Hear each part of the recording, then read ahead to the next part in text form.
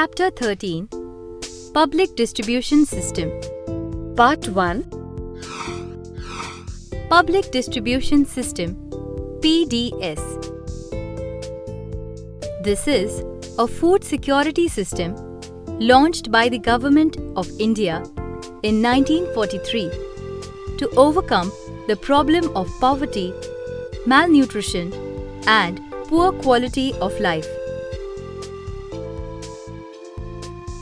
The two main objectives of PDS scheme are providing essential goods like food grains to the poor and needy at reasonable and subsidized prices through fair price shops,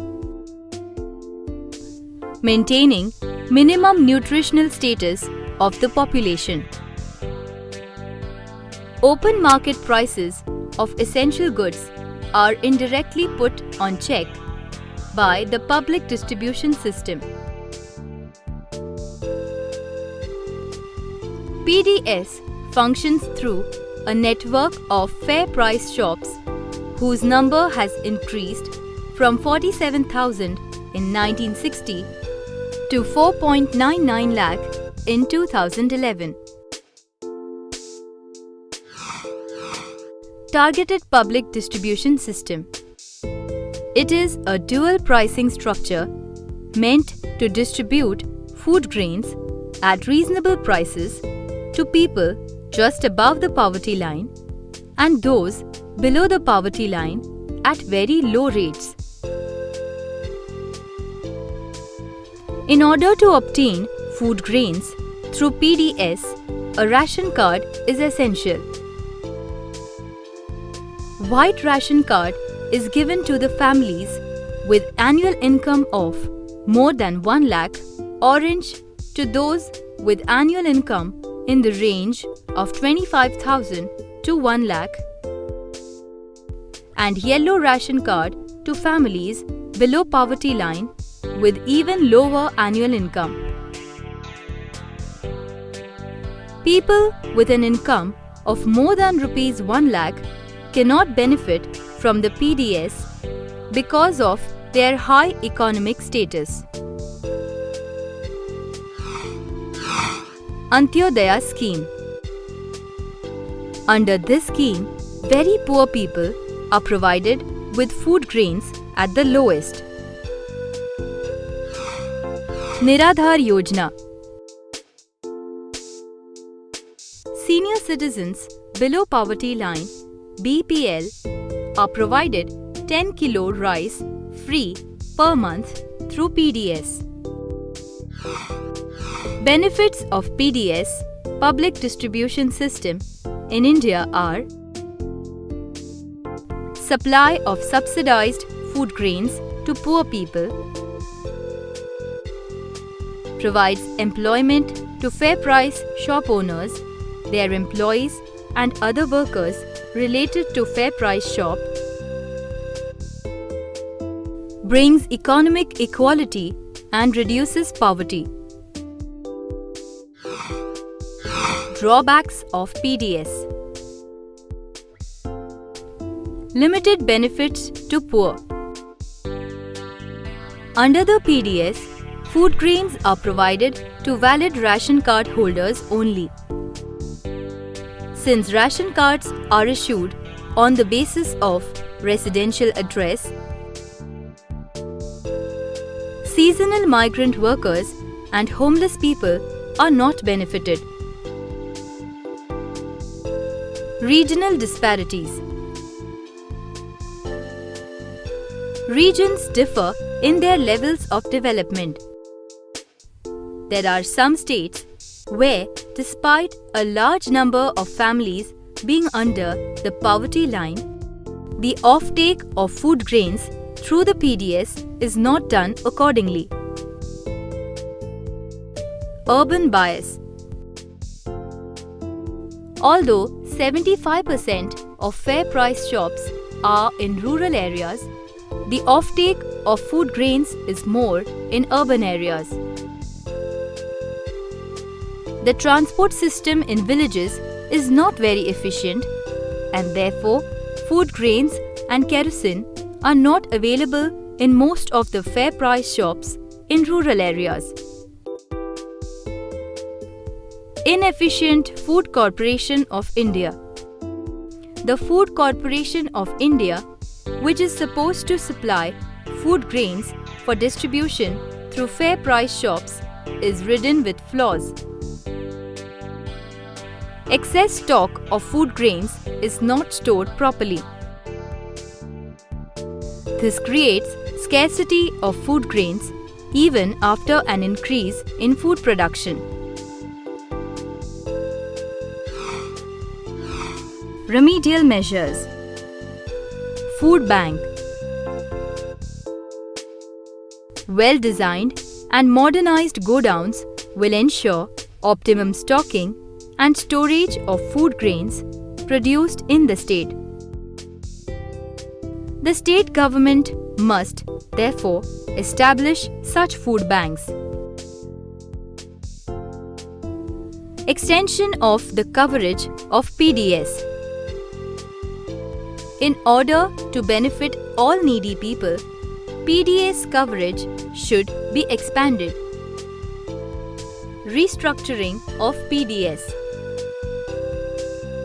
There has to be more effective policing of the PDS to check for possible malpractices, including adulteration, hoarding, bogus ration cards, etc. It is also important to reduce transport and handling costs.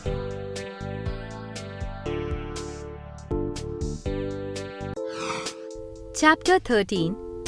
Public Distribution System. Part 2. Consumer Protection. A consumer is defined as a person who acquires goods and services for direct use or ownership. There are certain business malpractices followed in the market against which the consumer needs legal protection. They are 1. Sale of adulterated goods. 2. Sale of defective goods. 3. Using false weights and measures. 4. Hoarding and black marketing. 5. Charging more than maximum retail price (MRP). 6. Misleading advertisements to influence buyer behavior. The main objectives of the Consumer Protection Act, which came into force from July 1, 1987. A. Providing better and all-round protection to consumers. B. Making provisions for a simple and speedy machinery for redressal of consumers' grievances. The Consumer Protection Act in Indian law, passed in 1986, provides the following rights to consumers. A. Right to safety. The consumer should be protected against goods and services which are harmful to health. Example: inferior electrical appliances, defective vehicles, harmful pesticides, etc. B. Right to be informed. The consumer has the right to be accurately informed about the quality, purity, price, quantity, and the standard of goods and services. C. Right to choose. The consumers have the right to choose a particular item or service from the options available after consideration of his or her purchasing power and preferences. D. Right to be heard. This right empowers the consumer to be heard by manufacturers and dealers on their opinions on production. E. Right to seek redressal. Consumers have the right to seek redressal of their grievances with respect to price and quality of goods and services at various consumers' redressal agencies, including the District Forum, the State Commission, and the National Commission. F. Right to consumer education. This right empowers the consumers to be acknowledged about the relevant laws preventing unfair trade practices and the procedure to be followed while making a complaint. G. Right to clean environment. A consumer has the right to lodge a complaint and seek redressal against anyone who creates pollution by means of garbage, air, water, noise, etc. Duties of a consumer. A consumer must ensure the following. 1. Be quality conscious and aware of rights to curb business malpractices. 2. Beware of misleading advertisements. 3. Insist on getting a bill, receipt, and guarantee or warranty card.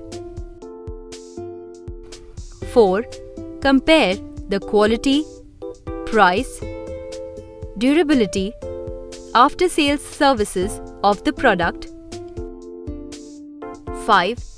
Carefully inspect variety of goods and make an informed choice. 24th December is the National Consumers' Day in India, while 15th March is the World Consumers' Day. Food adulteration. The addition of a substance to a food or a drug in order to increase its quantity or reduce its cost, adulterant, is known as adulteration. This is done mainly to increase profit margin.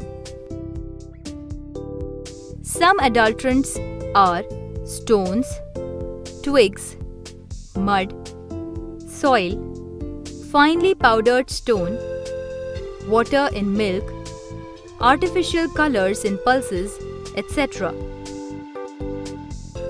Food adulteration can cause severe health problems like cancer, paralysis, skin and eye diseases, and at times even death.